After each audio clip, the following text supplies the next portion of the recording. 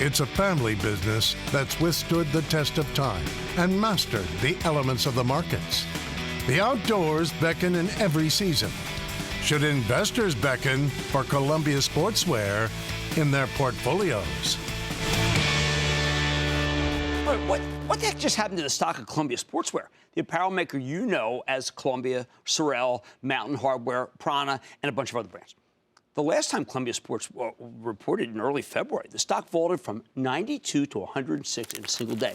Since then, it's kind of flatlined. Last night, the company reported it again. And if you were thinking we get another phenomenal rally, well, the action here is, I think, a little strange. Stock was down $3 or 3%. What's the deal here? When you actually look at the numbers, there's a lot to like. Columbia posted a monster 24-cent earnings beat off an 83-cent basis with higher than expected sales, up 8% year over year, and rapidly rising margins, 200 basis points. Plus, management boosted their full-year guidance for both top and bottom line.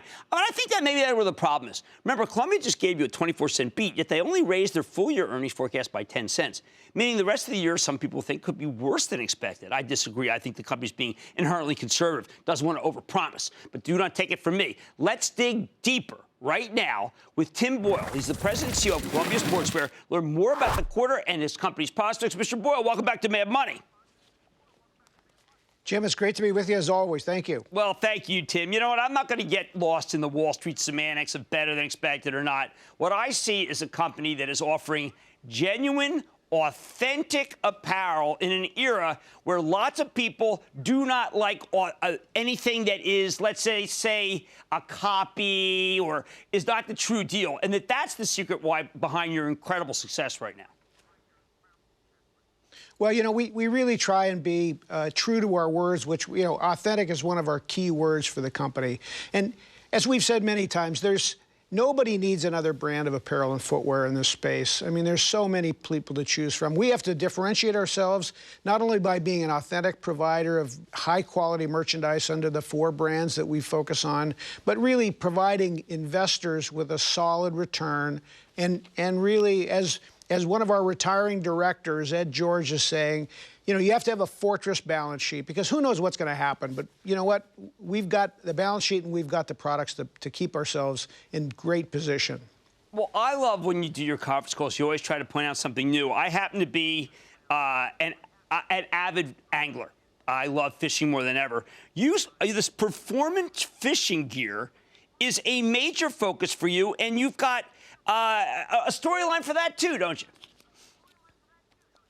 You know, it's interesting, and actually, I love to fish too. You know, I don't get a chance to do it as much as I would like, even though it's part of my job to be a product tester. I don't get a chance to do it as much as I'd like.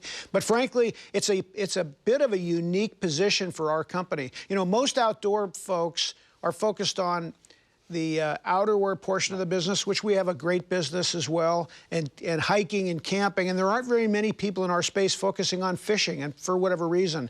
But it's an area that we knew that we could own, and we spend a lot of time and effort focusing on that part of the business, that sport. And we're just launching a channel in Instagram focused on PFG, and we think that there's a big opportunity for us that doesn't exist with some of our competitors. I'm so glad you feel that way because I think it's an international sport that has tremendous resonance with a younger generation that you would have thought is going out of style. They like the boat, too. Now, let me ask you something. In your conference call, there's an opportunity I see for you and for me. Because you were talking about a key city attack plan for coming to New York City. What are you going to do in New York City? And will you be here personally?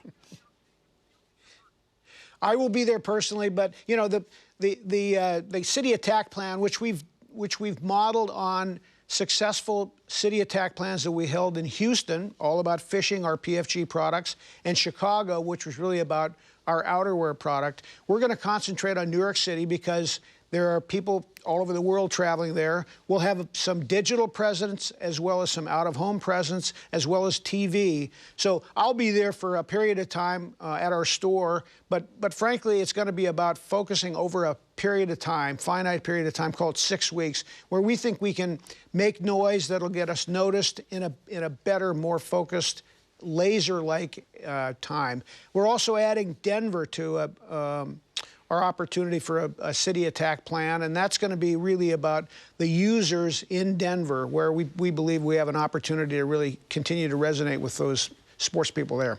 You have become, I think, maybe the single most successful company that I know in terms of using social media.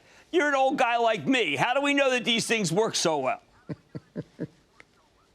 Well, you know, it's the greatest thing about the social media and e-com and digital marketing, all those things, is you can really apply science. Where, you know, out of home is a more difficult approach. Yes, it gets noticed, but does it link to a sale? And so with the digital world, we can really link through science investments in marketing activities all the way through to a purchase. And that's really, that allows us to be much more efficient with our spend. You know, we've said before, one of our goals is to improve our spend and to increase our spend on marketing. And we think we can do it more efficiently. We still are underspending some of our competitors. We want to get up to that bigger number, but we want to do it in a very efficient manner. All right, one last thing my wife will come here to mention because it's her favorite brand. What happened to Sorel that it could have such an incredible quarter? I mean, how does it just pop like that? Well, you know, we had some help from the weather. So we had continued cold weather across the United States and North America, which helped to clean up old inventory as well as to help us sell some new product. But really the key was the focus of the Sorel team on making it a year-round brand. So we have spring product, which has been incredibly successful. You know, we knew that the brand resonated with women based on our sales of fall product at wedges and other kinds of commodities like that lightweight winter weather footwear. But the brand really carries through with sandals and other types of products which are key for spring. And that's what really drove the business this spring. And it's really key for us because, you know, we have about 40% of our total company sales are outside the U.S. Our partners around the world want to buy more Sorel, but they really have to have it be a year-round brand before they can invest in stores to sell the product. So we're well on our way, and we're very excited about the potential with Sorel. Well, you should be. This is a remarkable quarter. It's been a remarkable year for you. These were all record breakers. Thank you to Tim Boyle. He's president and CEO of Columbia Sportswear. Great to see you, sir. What a company. Mad Money's back in. Booyah! Jim Cramer here from Mad Money. Thanks for watching CNBC on YouTube. Click here to subscribe and get the jump on my exclusives with CEOs, plus market news, investing advice, and a whole lot more.